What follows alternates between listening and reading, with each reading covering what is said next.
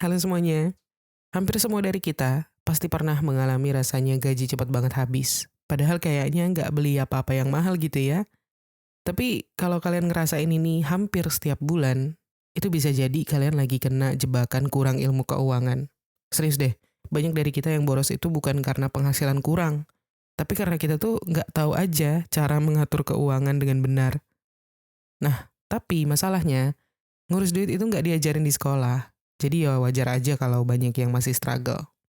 Dan akhirnya kita ngeluarin duit sesuka hati, nggak punya rencana finansial, dan ujung-ujungnya bingung pas ada keperluan mendadak. Jadi di episode kali ini kita bakal bahas kenapa kurangnya ilmu keuangan bisa bikin kita boros, melarat, bahkan terjebak dalam masalah finansial yang nggak ada ujungnya. Oke, let's go, kita mulai. Alasan yang pertama yaitu nggak paham bedanya kebutuhan versus keinginan. Ini nih alasan paling mendasar kenapa banyak dari kita tuh jadi boros. Gak bisa bedain mana yang kebutuhan, mana yang keinginan. Kelihatannya kayak sepele, tapi kalau kita terus-terusan gak paham, ujung-ujungnya bakal habis duit buat hal-hal yang sebenarnya gak perlu. Contoh gampangnya gini deh, kita butuh makan buat hidup. Tapi pertanyaannya, makan di mana? Masak sendiri di rumah, beli makan di warung, atau harus selalu makan di cafe yang hits, atau tempat yang mahal setiap hari? Kalau kita mengerti konsep kebutuhan dan keinginan, kita bakal tahu kalau makan itu kebutuhan, betul. Tapi milih makan di tempat mahal itu adalah keinginan. Nah, banyak dari kita yang rasa semua yang kita inginkan itu adalah kebutuhan. Kayak beli handphone baru, padahal handphone lama masih bisa dipakai. Alasannya biar update, biar nggak ketinggalan zaman. Padahal kalau kita jujur, itu sebenarnya cuma keinginan untuk tampil lebih keren aja di depan orang lain. Masalahnya, kalau kita terus-terusan menganggap keinginan sebagai kebutuhan, yang ada duit kita bakal cepet habis dan kita jadi boros tanpa sadar. Ujung-ujungnya, gak ada sisa buat hal-hal yang lebih penting kayak menabung ataupun investasi. Makanya penting banget ya untuk mulai nanya ke diri sendiri sebelum membeli sesuatu. Ini aku beneran butuh atau cuman pengen doang? Next, alasan yang kedua, gampang kebawa tren dan FOMO. Ini juga salah satu jebakan finansial ya yang sering bikin kita boros. FOMO, fear of missing out. Aku udah sering banget deh bahas ini di konten-konten sebelumnya. FOMO ini tuh penyakit modern yang makin parah gara-gara media sosial. Kita jadi gampang banget pengen beli sesuatu atau ngelakuin sesuatu hanya karena semua orang lagi pada hype melakukan hal itu atau beli hal itu, punya hal itu. Misalnya nih, pas ada tren fashion atau aksesoris baru, atau barang branded yang lagi viral di TikTok, kita jadi ngerasa harus beli juga. Padahal kalau dipikir-pikir, bisa jadi kita udah punya barang yang fungsinya sama. Tapi karena semua orang punya, kita jadi ikut-ikutan. Nah, ini yang bikin duit kita habis buat sesuatu yang sebenarnya nggak perlu. Kenapa kita gampang tergoda? Karena secara psikologis memang manusia itu punya keinginan untuk diterima dalam kelompok ya, dalam sosial. Kita takut tertinggal dan takut dianggap gak update. Dan di era media sosial, semua ini makin parah karena kita terus-terusan dikasih lihat gaya hidup orang lain yang kelihatannya bagus, mewah, keren. Nah, terus gimana dong caranya biar gak gampang ke bawah FOMO? Yang pertama, stop bandingin diri sama orang lain. Setiap orang punya kondisi keuangan yang berbeda. Jangan karena teman kalian sering liburan, terus kalian jadi ikutan meskipun harus ngutang. Lalu yang kedua, sebelum membeli sesuatu, tanya dulu, aku butuh ini atau aku cuma takut ketinggalan tren? Kalau jawabannya karena takut ketinggalan, mending pikir ulang. Dan yang terakhir, coba fokus sama tujuan keuangan jangka panjang kalian supaya nggak gampang tergoda untuk beli hal-hal secara impulsif. Next, alasan ketiga, nggak punya budgeting yang jelas. Ini satu lagi penyebab boros yang banyak terjadi. Nggak punya budgeting. Mungkin banyak dari kita yang mikir, ah gaji gue kecil buat apa dibajetin. Padahal justru ya, karena gaji terbatas, supaya duit nggak hilang kayak tanpa jejak gitu. Dan tanpa budgeting, uang yang masuk bakal habis begitu aja tanpa kita tahu kemana perginya. Tiba-tiba sebelum akhir bulan udah bokeh, terus mulai bertanya-tanya, duit gue habis kemana ya? Nah ini tanda kalau kita tuh nggak punya kontrol atas pengeluaran. Dan sebenarnya bikin budgeting itu gampang ya, nggak perlu ribet. Cukup pakai konsep simple kayak misalnya 50-30-20. Jadi dengan metode ini, 50% dari penghasilan kita itu untuk kebutuhan wajib kayak makan, transportasi, tagihan, lalu 30% untuk keinginan atau hiburan, dan 20% untuk nabung atau investasi. Kalau bisa disiplin pakai metode ini, keuangan kalian pasti bakal lebih tertata dan kalian bakal lebih sadar juga dalam membelanjakan uang. Tapi di luar itu, ada juga nih kesalahan umum dalam budgeting yang sering bikin kita boros.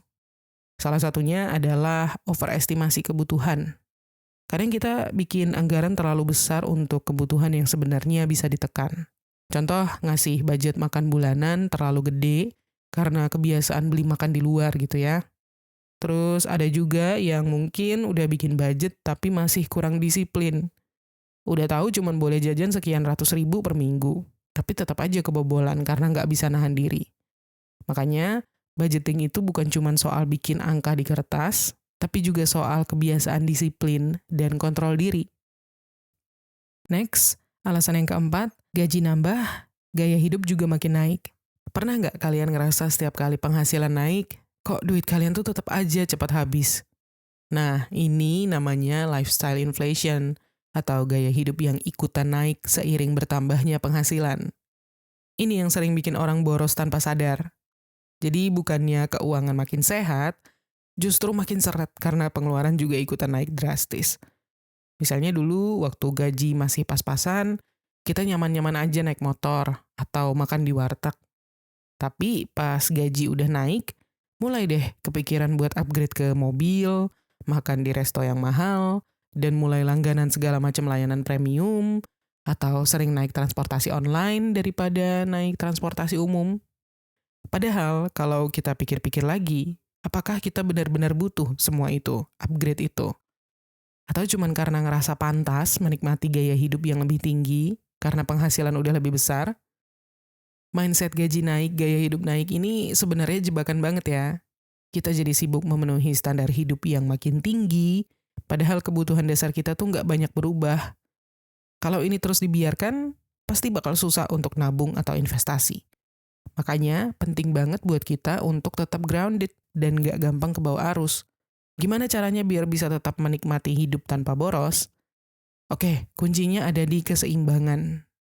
Upgrade gaya hidup itu nggak apa-apa, tapi tetap dalam batas wajar. Misalnya, dari yang tadinya naik motor, panas-panasan, masih oke. Bolehlah sesekali naik taksi online kalau butuh. Tapi kalau setiap hari, nah itu namanya kebiasaan boros yang bakal bikin dompet jebol. Jadi sebaiknya kita fokus pada hal-hal yang benar-benar bikin kita nyaman dan produktif, bukan cuma sekedar ikut-ikutan tren.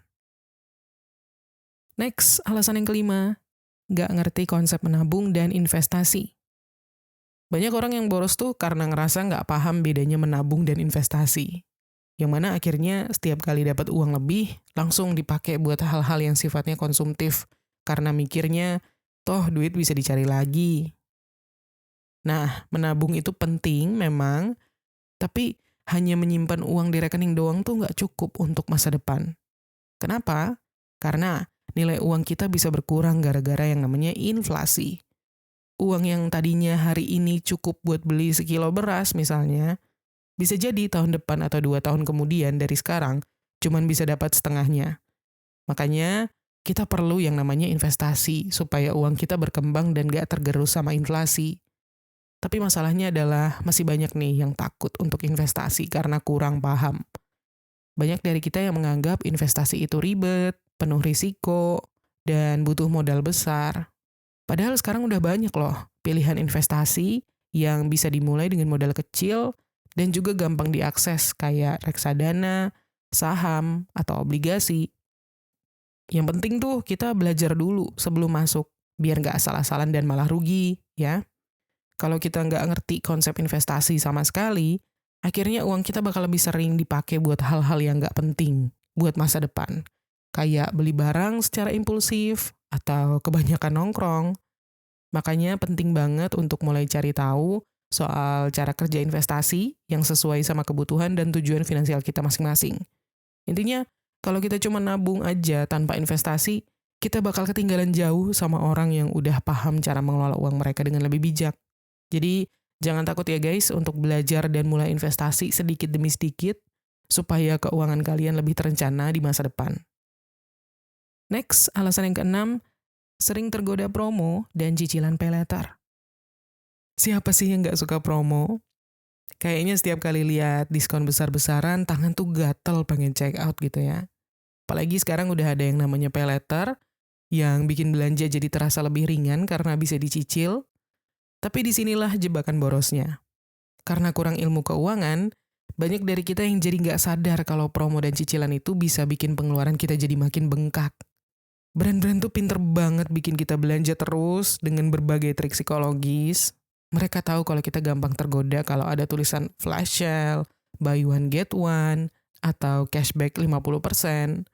Padahal kalau dihitung-hitung, kita tetap ngeluarin duit yang seharusnya bisa dihemat. Dan yang lebih parah lagi adalah, kita sering beli barang yang sebenarnya nggak kita butuhkan hanya karena lagi diskon. Terus soal pay later, ini juga sering jadi jebakan ya. Cicilan yang kecil itu memang kelihatannya ringan, tapi kalau di total bisa jadi beban besar. Apalagi kalau kita pakai buat hal-hal yang sifatnya konsumtif, kayak beli baju, gadget, atau liburan. Tiba-tiba tagihan numpuk dan akhirnya gaji habis hanya untuk bayar cicilan. Nah, terus gimana dong caranya biar nggak gampang terjebak sama promo dan pay later? Oke, pertama, selalu tanyakan ke diri sendiri sebelum kalian beli sesuatu. Aku butuh ini atau cuman lapar mata? Lalu yang kedua, kalau ada promo, coba pikir dulu dengan tenang, jangan buru-buru check out. Dan yang terakhir, kalau kalian mau pakai pay later, pastikan barang yang kalian beli itu benar-benar penting dan kalian udah siap dengan rencana bayar lunasnya. Next, alasan yang ketujuh, nggak paham pentingnya dana darurat. Banyak orang yang boros tuh bukan karena nggak punya uang, tapi karena nggak paham sama konsep dana darurat. Akhirnya, setiap kali ada kejadian yang nggak terduga, kayak misalnya motor mogok, atau tiba-tiba kena PHK, atau ada keluarga yang butuh bantuan, banyak dari kita yang langsung panik dan ngeluarin duit dari pos yang nggak seharusnya. Ujung-ujungnya, pakai utang, atau malah nguras tabungan yang harusnya buat tujuan lain. Dana darurat itu penting banget karena hidup tuh nggak bisa diprediksi. Tapi masalahnya, masih banyak dari kita yang mikir, nanti aja deh nabung dana darurat, yang penting sekarang bisa belanja dulu, bisa jalan-jalan dulu. Padahal nih, kalau kita nggak ada dana darurat sama sekali, atau dana darurat kita nggak seberapa, kita yang bakal rentan banget sama kejadian-kejadian nggak terduga yang bisa bikin kita stres dan makin boros. Nah, supaya nabung dana daruratnya nggak terasa berat, mulailah dari yang kecil. Nggak perlu langsung mikir harus punya dana darurat sebesar 6 bulan pengeluaran sekaligus. Cukup mulai dari nominal kecil aja, yang penting konsisten. Misalnya, sisihin 10% dari pendapatan kalian setiap bulan ke rekening khusus yang nggak gampang kalian utak-atik. Nanti kalau udah terbiasa dengan itu, kalian bisa tambahin sedikit demi sedikit, misalnya jadi 15% kah atau 20% dari gaji. Udah banyak deh contoh nyata bukti pentingnya dana darurat. Misalnya, kalau ada teman kalian yang tiba-tiba harus masuk rumah sakit, harus diopnam, dan nggak punya dana darurat, akhirnya harus jual barang atau minjem sana-sini. Kalau dari awal udah disiplin nyiapin dana darurat, kondisi kayak gini nggak bakal bikin pusing atau seenggaknya nggak terlalu memberatkan finansial gitu. Jadi jangan sampai ya kalian baru sadar pentingnya dana darurat setelah ada kejadian buruk. Next, alasan yang kedelapan, mindset uang itu untuk dinikmati yang salah kaprah. Ya, sebenarnya aku juga setuju kalau uang itu buat dinikmati. Tapi kalau mindset ini kita terapkan tanpa kontrol, ya akhirnya boros juga. Banyak dari kita yang mikir, ngapain sih pusing-pusing mikirin keuangan, hidup kan cuma sekali. Tapi nggak sadar kalau kita juga butuh uang untuk jangka panjang, bukan cuma buat senang-senang hari ini doang. Menikmati uang itu boleh, bahkan penting. Biar kita nggak ngerasa udah bekerja keras pontang-panting hanya untuk bayar tagihan doang. Tapi masalahnya, banyak yang nggak tahu batasan. Setiap ada uang lebih, langsung habis buat self-reward tanpa mikirin kebutuhan masa depan. Padahal, menikmati hidup itu harusnya ada porsinya ya. Bukan sekadar buat kepuasan sesaat, tapi juga buat jangka panjang. Dan kesalahan yang sering terjadi adalah kita ngerasa pantas buat beli sesuatu karena gue kan udah kerja keras. Misalnya, setiap tahun harus selalu upgrade gadget, beli barang-barang branded, atau nongkrong di tempat-tempat yang mahal biar ngerasa hidup gitu. Tapi kalau ini terus-terusan, bahkan jadi kebiasaan, duit yang harusnya bisa disimpan malah jadi kebuang sia-sia. Nah, cara bijak untuk menikmati uang itu sebenarnya gampang. Pakai konsep balance. Jadi misalnya boleh kok self reward, tapi jangan lebih dari 30% penghasilan gitu. Sisanya tetap harus dialokasikan untuk kebutuhan lain yang lebih penting, kayak investasi, atau dana pensiun, atau buat dana darurat kalau belum ada. Jadi kita bisa tetap menikmati hidup tanpa bikin kondisi keuangan di masa depan kita jadi berantakan atau nggak siap. Next, alasan yang kesembilan, kurangnya kesadaran soal pengeluaran yang kecil tapi sering. Ini juga sering jadi jebakan yang nggak disadari banyak orang ya. Pengeluaran kecil yang kalau ditotal bisa bikin boncos. Kita sering ngerasa kalau jajan minum-minuman manis atau kopi 20.000 atau langganan aplikasi streaming 50.000 per bulan itu hal kecil. Tapi kalau dikumpulin dalam sebulan atau setahun, ternyata jumlahnya bisa bikin kaget. Masalahnya, kita nggak sadar karena pengeluaran kecil ini tuh sifatnya rutin dan terasa ringan. Padahal kalau kita mulai nge-track dan ngecek satu persatu, pasti bakal ketahuan betapa besarnya angka yang keluar. Misalnya jajan boba setiap minggu, langganan aplikasi yang jarang dipakai, atau beli cemilan setiap nongkrong. Nah, gimana cara ngatasinnya? Oke, pertama-tama mulai biasain untuk tracking atau catat pengeluaran harian kalian, sekecil apapun. Sekarang kan udah banyak ya aplikasi yang bisa bantu kita mencatat pengeluaran dengan gampang. Tinggal di-download dan disiplin catat pengeluaran kalian. Lalu yang kedua, coba buat alokasi dana khusus untuk hal-hal kecil ini. Jadi ada batasannya. Kalau dana khusus atau budget khusus itu udah habis, ya berarti kalian harus stop dulu sampai bulan depan. Dan yang terakhir, coba evaluasi lagi pengeluaran mana yang sebenarnya nggak terlalu penting dan bisa dikurangi. Dengan mulai sadar sama pengeluaran kecil-kecil ini, kalian bakal jadi lebih bijak dalam menggunakan uang dan gak gampang bocor tanpa sadar. Karena yang bikin kantong jebol tuh bukan cuma belanja besar-besaran, tapi juga kebiasaan kecil yang terus-menerus. Next, alasan yang ke-10, karena masih muda, jadi ngerasa santai aja soal keuangan. Banyak anak muda ya khususnya yang berpikirnya tuh, gue kan masih muda, ngapain sih ribet mikirin keuangan? Nanti aja lah pas udah nikah atau udah umur 30-an. Nah, mindset kayak gini nih yang sering bikin kita jadi boros tanpa sadar. Karena ngerasa masih punya banyak waktu, kita jadi kebiasaan hidup foya-foya, gak mikirin tabungan, dan gak punya rencana keuangan sama sekali. Padahal, semakin cepat kita belajar soal keuangan, maka makin besar juga manfaatnya untuk masa depan kita. Kenapa? Karena dalam keuangan itu ada yang namanya compounding effect, di mana makin awal kita mulai nabung atau investasi, makin besar juga pertumbuhannya di kemudian hari. Bayangin aja nih kalau misalkan kalian investasi di umur 20-an gitu ya, nanti di umur 40-an kalian bisa punya hasil yang jauh lebih besar dibanding orang-orang yang baru mulai di umur 30-an. Banyak kesalahan finansial yang nantinya bakal kita sesali kalau kita nggak mulai dari sekarang. Contohnya nggak punya dana darurat, nggak paham cara ngatur cash flow, atau kebiasaan hidup dari gaji ke gaji bergantung pada gaji bulanan, itu semua bisa bikin kita terjebak dalam lingkaran boros yang susah untuk dihentikan. Makanya penting banget untuk mulai dari sekarang meskipun dengan langkah kecil. Nggak perlu langsung muluk-muluk kok. Bisa dimulai dari hal simple kayak nyisihin minimal 10% dari penghasilan kalian untuk nabung atau investasi. Terus juga belajar bikin anggaran bulanan, dan mulai catat pengeluaran kalian. Yang penting tuh adalah kalian punya kesadaran untuk ngatur uang, supaya nanti kalian gak kaget pas udah masuk fase hidup yang lebih serius, kayak menikah atau punya tanggungan yang lebih banyak. Next, alasan yang ke-11, gak terbiasa mencatat keuangan. Satu kebiasaan yang sering diremehkan tapi sebenarnya powerful banget untuk kondisi keuangan adalah mencatat pengeluaran. Banyak orang yang boros karena nggak sadar uangnya habis buat apa aja. Tiba-tiba saldo rekening udah tinggal dikit, Tiba-tiba gaji udah habis, padahal baru gajian 2 minggu yang lalu. Kenapa mencatat pengeluaran itu penting? Alasannya adalah karena dengan catatan keuangan, kita bakal jadi lebih sadar kemana aja uang kita pergi, kepake setiap bulan.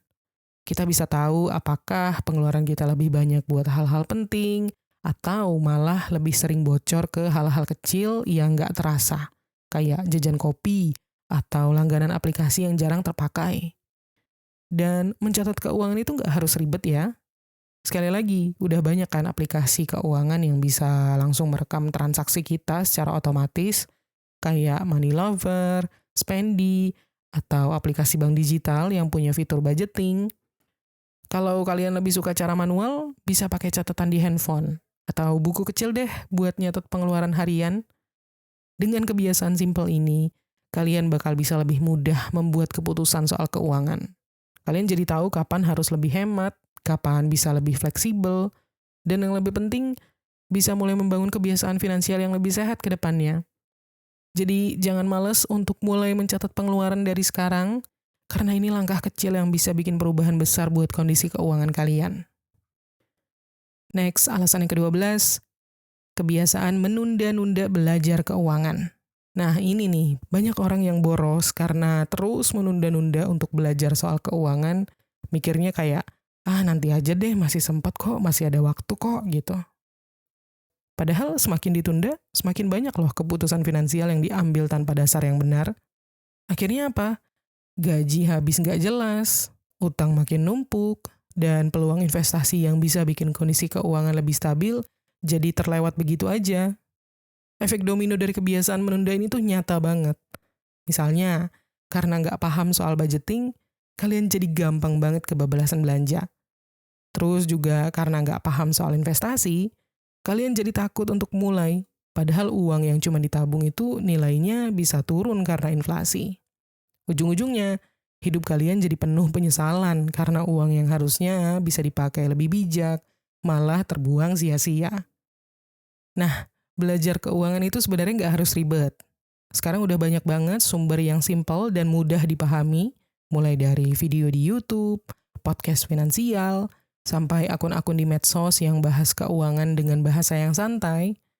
Yang penting adalah kita tuh mulai dulu dari hal dasar, kayak gimana caranya bikin anggaran, pentingnya dana darurat, dan bagaimana cara mengelola utang, itu juga penting. Nggak usah kebanyakan mikir atau takut nggak paham, karena semakin kalian menunda, semakin besar potensi kalian buat boros tanpa sadar. Dan alasan yang ke-13, suka beli sesuatu buat self-reward tanpa batasan. Kita semua pasti pernah ngerasa, gue udah capek kerja, gue pantas beli ini. Dan memang self-reward itu penting untuk menjaga semangat kita dan bikin kita tetap happy. Tapi kalau nggak ada batasannya, wah bisa-bisa tiap minggu self-reward terus dan akhirnya keuangan jadi berantakan. Ini nih yang sering bikin kita boros, karena selalu cari-cari alasan buat belanja dengan dalih ngasih hadiah ke diri sendiri. Self-reward yang sehat itu sebenarnya harus ada batasannya. Misalnya, kita bisa nerapin aturan kalau self-reward cuman boleh maksimal 10-20% dari penghasilan bulanan. Jadi kita tetap bisa menikmati hasil kerja keras tanpa bikin keuangan jebol.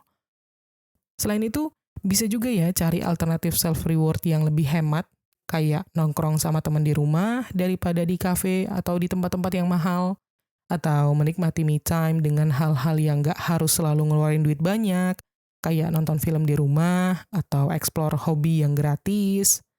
Dan supaya self-reward ini nggak berubah jadi kebiasaan boros, kita juga perlu ngingetin diri sendiri kalau tujuan keuangan jangka panjang itu lebih penting. Coba kalian pikirin deh, lebih enak mana? Belanja impulsif setiap bulan atau bisa liburan ke tempat impian kalian karena udah nabung dari sekarang? Dengan mindset yang lebih terarah, kalian bisa tetap happy tanpa harus mengorbankan kondisi finansial di masa depan. Jadi intinya, kalau nggak punya ilmu keuangan yang cukup, kita bakal gampang banget deh kebawa arus gaya hidup konsumtif, terjebak utang, dan akhirnya susah banget untuk maju secara finansial. Kalau kalian ngerasa konten ini relate sama kondisi kalian sekarang, jangan lupa share ke teman-teman yang juga perlu dengerin ini. biar makin banyak yang sadar pentingnya literasi keuangan. Oke, segitu dulu bahasan kita kali ini. Semoga bermanfaat dan terima kasih udah nonton. Sampai ketemu di tips menuju kekayaan berikutnya.